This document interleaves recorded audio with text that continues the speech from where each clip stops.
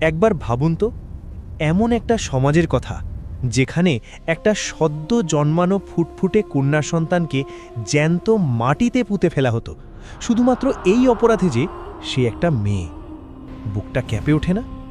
এমন একটা সমাজ যেখানে জুয়ার টেবিলে একটা আস্ত মানুষকে পশুর মতো বাজি ধরা হতো, নিমেষেই তাকে দাসী বানিয়ে দেওয়া হতো।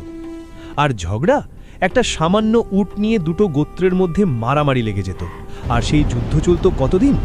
1-2 বছর নয়, পুরো 100 বছর। ভাবছেন এরা বোধহয় একদম বর্বর অসভ্য ছিল?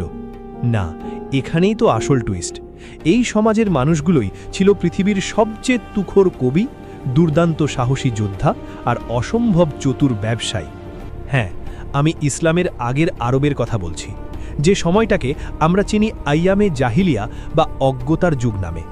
কিন্তু জানেন, এই অজ্ঞতা শব্দটার